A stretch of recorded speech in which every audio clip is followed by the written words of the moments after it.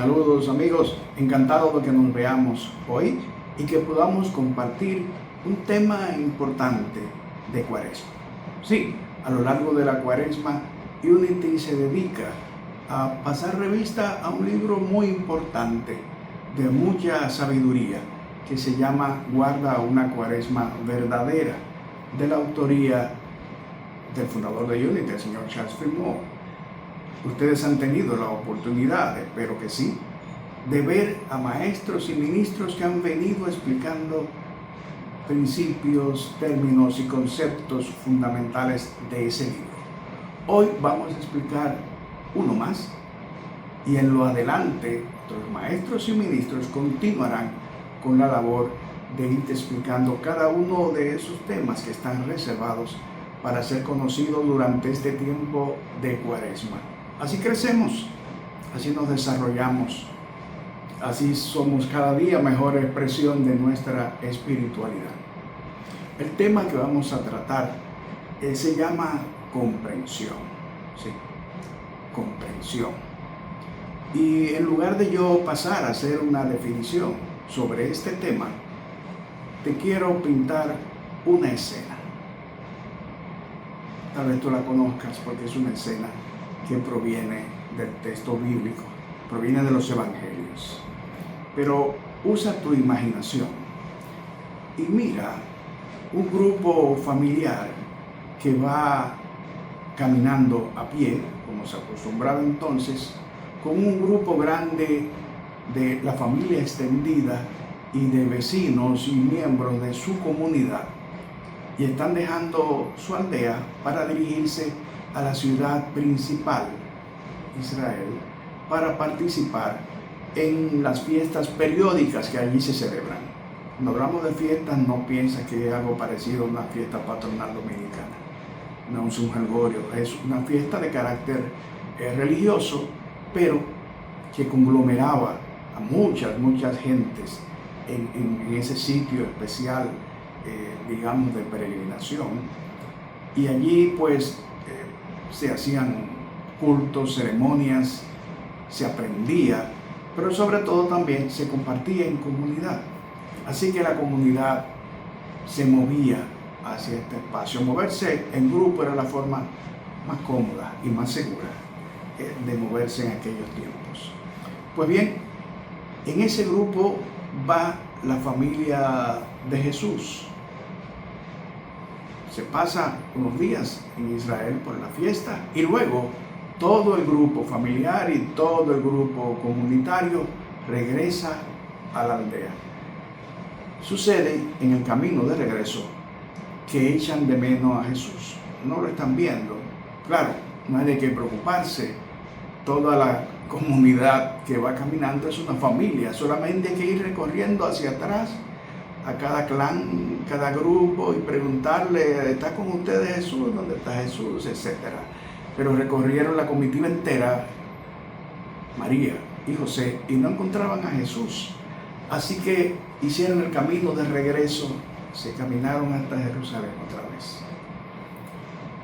Y allí tuvieron que andar mucho y buscarlo, hasta que lo encontraron, tal vez donde menos podría esperarse, estaba en el templo.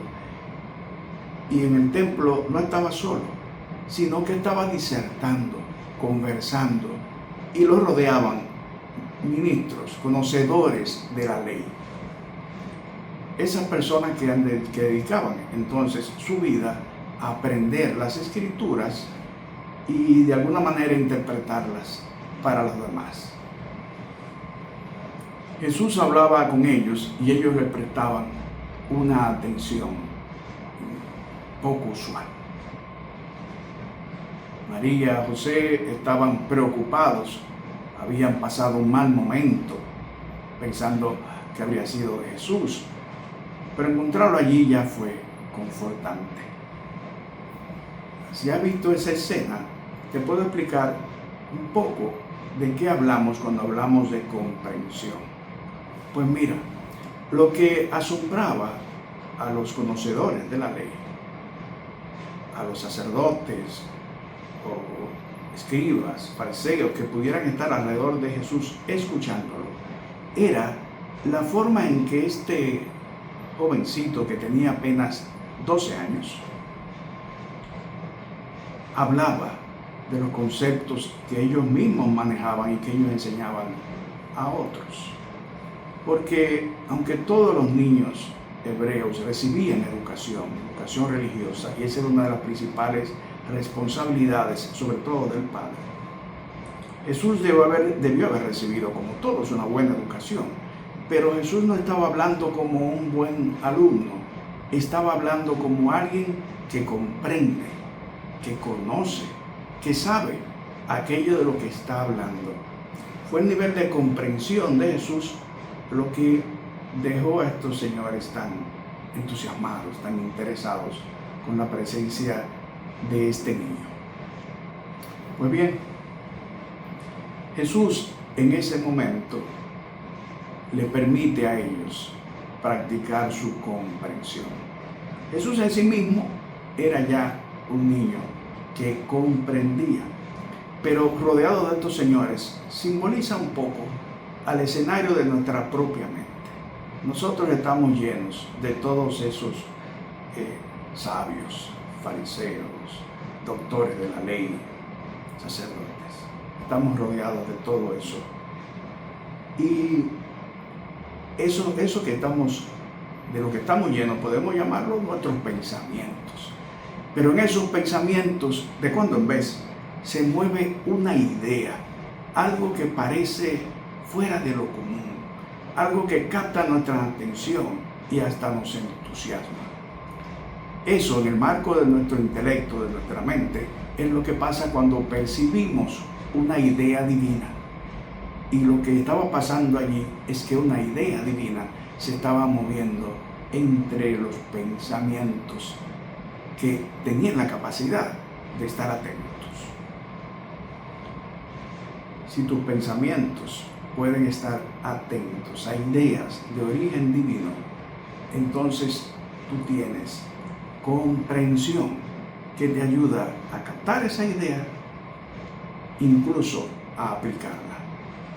Entonces, cuando hablamos de comprensión, estamos hablando de una facultad que tenemos todos, porque es de origen espiritual. Espíritu es eso de lo que realmente tú y yo estamos hechos. Esa facultad de espíritu te permite conocer, buscar ideas más allá que las ideas comunes y corrientes con las que nos manejamos, y llegar a una idea que nos resulta brillante, que nos resulta útil, creativa, justo lo que necesitamos. Eso es una idea divina. Te preciso un poco más. La comprensión no solamente capta las ideas, sino que tiene el poder para relacionarlas. Relacionar las ideas divinas unas con otras es lo que permite que se pongan en práctica. Piensa, te pongo de ejemplo algunas ideas divinas que son, de hecho, se van a hablar a lo largo de estas conversaciones de Cuaresma. Digamos amor, digamos sabiduría,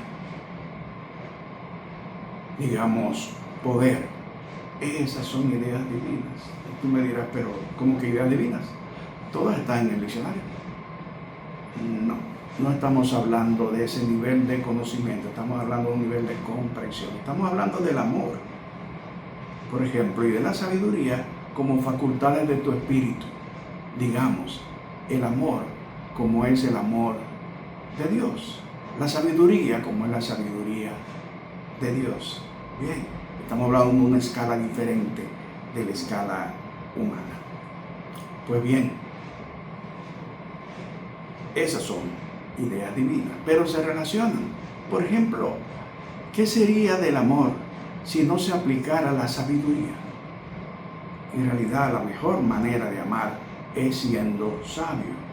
Siendo sabio te permite dosificar tu amor, utilizarlo de manera más constructiva para a quien amas. Suponte que son tus hijos. La sabiduría te ayuda a dosificar el amor junto con la disciplina. Por dar un ejemplo. Pero piensa en el poder. Y piensa que sería ejercer el poder sin sabiduría. O peor aún, ejercer el poder sin amor. En nuestros tiempos sobran los ejemplos, las guerras,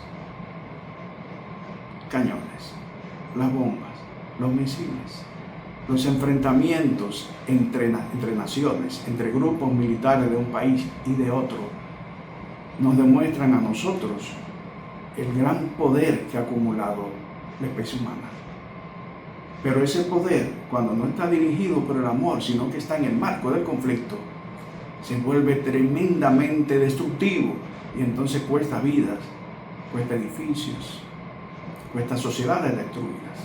En cambio, si el amor es quien está dirigiendo el poder, entonces el poder es tremendamente creativo. Entonces el poder hace que el que lo ejerza crezca. Y aquel que recibe ese poder crece también. Entonces el poder es tremendamente beneficioso. Pero no basta comprender el poder, hay que comprender el amor y hay que comprender la sabiduría.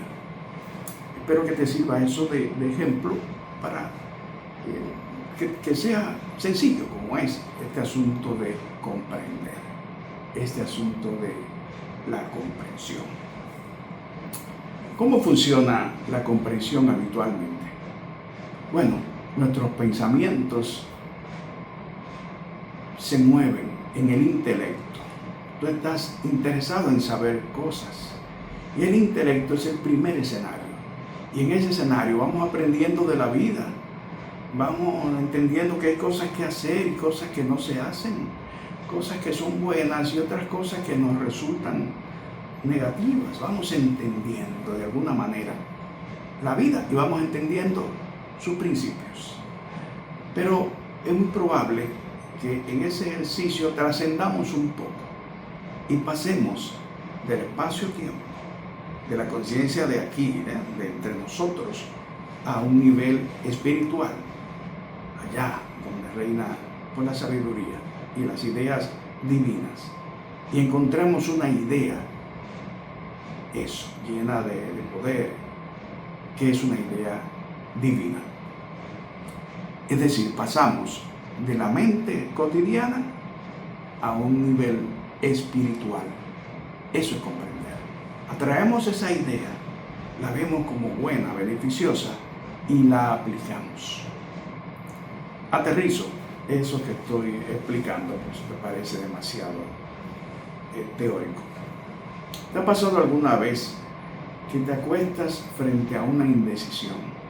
Una indecisión que te mortifica, que es un verdadero problema, porque no ves la salida. Y aunque puedes tener en tu mente algunas opciones, ninguna parece ser una opción correcta. Todas traen otros problemas. Te acuestas un día en esa situación, pero de repente, en medio de tu sueño, despiertas y estás convencido de que ya sabes lo que tienes que hacer. ¿Estás convencido? Sabes lo que tienes que hacer. ¿Qué pasó? Bueno, tal vez un neurocientista dirá que tu cerebro se quedó con el encargo y que de alguna manera siguió elaborándolo. Pero si fuera eso, despertaríamos con una dualidad. Despertaríamos pensando, esto parece ser una buena idea, esto puede ser una buena idea. Pero cuando has comprendido, cuando tu deducción es de carácter espiritual, entonces no piensas que puede ser una buena idea.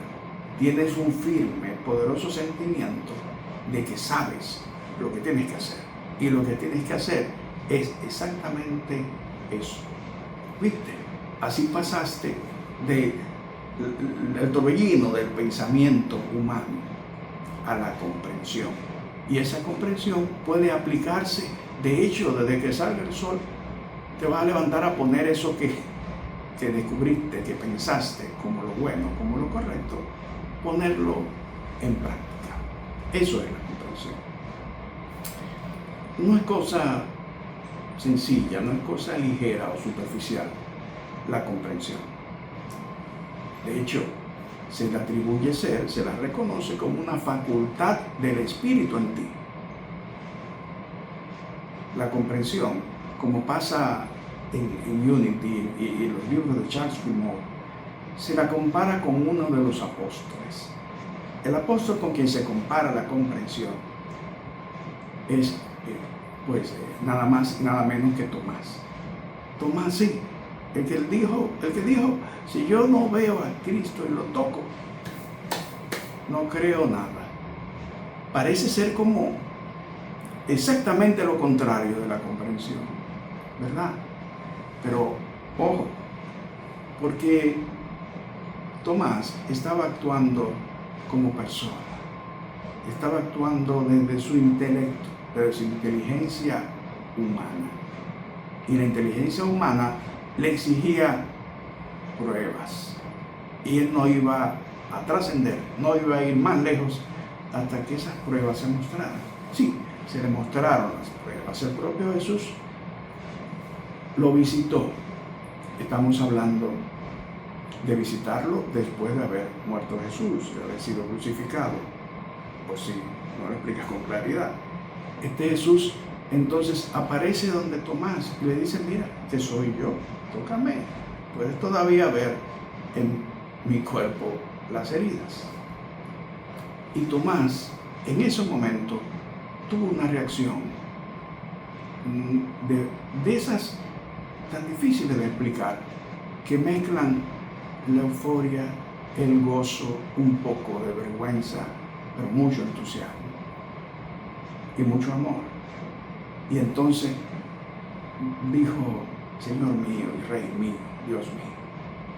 Lo que pasó con Tomás es que comprendió como solemos comprender nosotros, primero en nuestra mente y después con una chispa divina que nos ilumina todo. Porque las ideas divinas son luz para nuestros pensamientos y nos sirven de guía. Hay algunos de nosotros conocidos, gentes que realmente no están pensando, no andan buscando, sino que las ideas son para ellos tan naturales, que siempre saben qué hacer y cómo hacerlo, sin mayor preocupación. Sí, a todos nos pasa alguna vez que un asunto lo podemos enfrentar como algo cotidiano, como algo simple, y otros son los que nos reconocen el acierto que tuvimos, la inteligencia, la sabiduría, porque no saben que la comprensión puede provenir también directamente del Espíritu en ti. La presencia de Dios en ti es una fuente de comprensión y está disponible para ti como sabiduría, como conocimiento comprobado infinitamente. Así que es posible también que la comprensión sea recibida espiritualmente. Entonces, esa comprensión de Tomás solemos llamarla nosotros comprensión intelectual. Ese proceso de comprender desde el intelecto. Pero existe esa comprensión espiritual, que es la que está también disponible para todos, cuando hacemos unidad con Espíritu. A veces cuando tenemos un problema que no sabemos cómo resolverlo, o simplemente queremos lograr algo, queremos ir a algún lugar, nos centramos en la oración, para en la oración pensar en ello, hablar de ello, pedir por ello. Bueno, estamos hablando con la presencia de Dios en nosotros. No es que Dios, no hablamos con un Dios que está en Venus, que está en Júpiter. Estamos hablando con Dios en nosotros.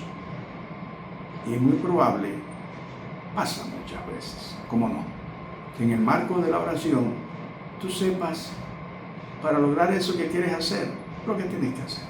Está claro, está clarísimo. Solamente hay que hacerlo.